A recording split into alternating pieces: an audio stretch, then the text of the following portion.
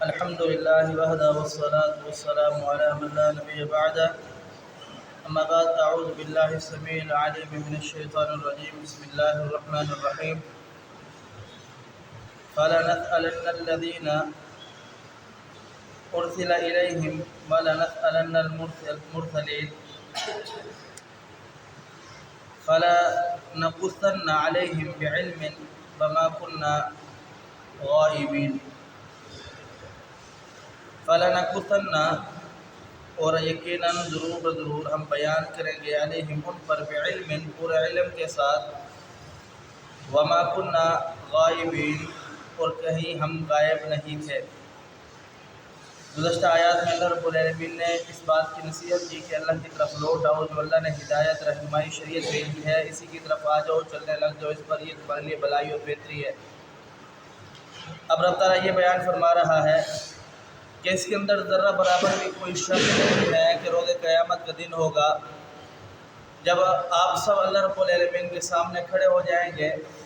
تو پھر اللہ رب العالمین آپ کو ابتدا یعنی آپ کی پیدائش سے لے کر آپ کی وفات تک جتنے بھی کیے ہوئے عمل ہے سارے کے سارے عمل کی خبر دے گا اور بتلائے گا کہ تم نے دنیا کے اندر یہ اور یہ کیا تھا. اللہ رب العالمین قرآن پاک کے اندر ارشاد فرماتا ہے روز قیامت کے دن دو طرح کے لوگ ہوں گے. ایک ایسے لوگ ہوں گے جن کے نام اعمال ان کے دائیں ہاتھ کے اندر ہوں گے، اور پھر وہ دنیا کو بلائیں گے، کہیں گے یہ دیکھو کہ ہماری دنیا کے اندر کی ہوئی محنت کا سرمایہ ہمیں مل گیا، اور وہ خوش ہوں گے، لوگوں کو بلائیں گے اور دکھائیں گے.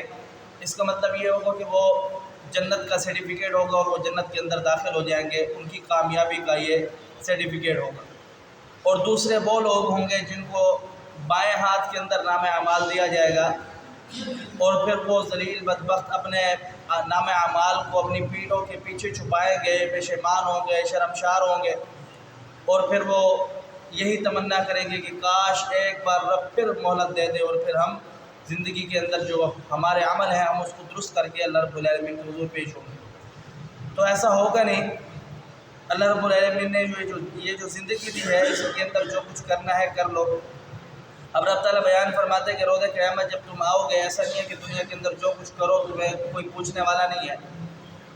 آپ سے پہلے جو امتیں تھیں اللہ رب العالمین نے ان سب امتوں کو جب بھی انہوں نے گناہ کیا، غلطی کی، خطا کی، تو ان کو فوراً سزائیں دی.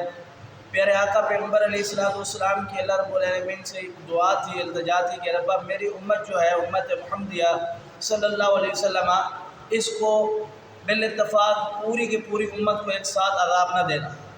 اسی وجہ سے یہی دعا ہے کہ جس کی وجہ سے ہم نے کبھی یہ نہیں سنا کہ پوری امت کسی ایک عذاب میں مبتلا ہے. امت کا ایک چھوٹا سا حصہ وہ تو اللہ رب العالمین لوگوں کو ڈرانے کی خاطر اپنی آزمائش کی خاطر عذاب دے دیتا ہے، لیکن پوری امت کو اجتماعی طور پر امت محمدیہ کو اللہ رب العالمین نے عذاب نہیں دیا.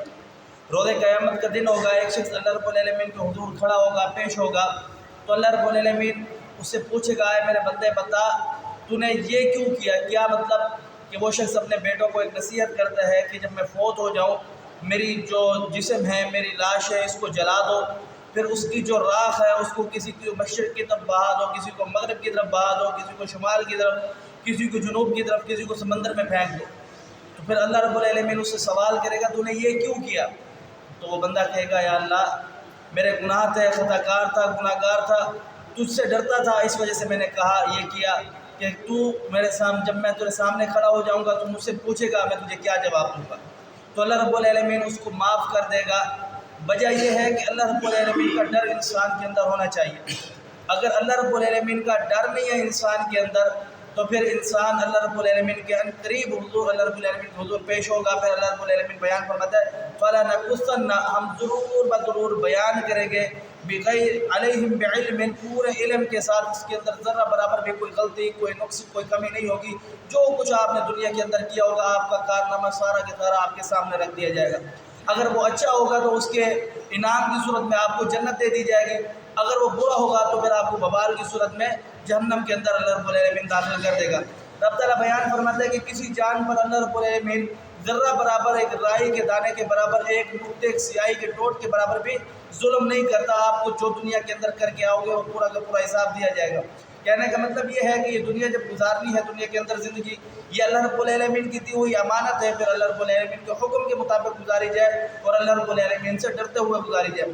جب انسان یہ زندگی اللہ رب العالمین کے حکم اور اللہ سے ڈرتے ہوئے گزارے گا تو پھر وہ جب گناہ کرنے لگے گا تو پھر اس کے اندر اللہ رب العالمین کا ڈر آئے گا، پھر وہ گناہ سے دور رہے گا۔ اس کو پتہ ہوگا کہ یہ زندگی اب قریب ختم ہو جانے والی ہے، اس دنیا سے فنا ہو جانے والا ہے، ختم ہو جانے والا ہے، تو پھر اللہ رب العالمین کے حضور پیش ہونا ہے۔ جب پیش ہو جائیں گے اللہ رب العالمین کے حضور تو پھر اپنے رب جو اس کائنات کا سب سے عظیم ہستی ہے، جس کی شان اتنا ہے کہ پوری دنیا اس کے مقابلے میں ذرہ برابر بھی نہیں ہے، تو اس کے سامنے پھر کس طرح کھڑا ہو جاؤں گا۔ تو جب اللہ رب العالمین سے انسان ڈرے گا تو پھر وہ اپنی زندگی کو درست کر کے رکھے گا، اپنی آخرت کی فکر کرے گا۔ اللہ سمجھنے عمل کی توفیق دے۔ قل قولی ھذا استغفر اللہ لی ولکم ولسائر المسلمین۔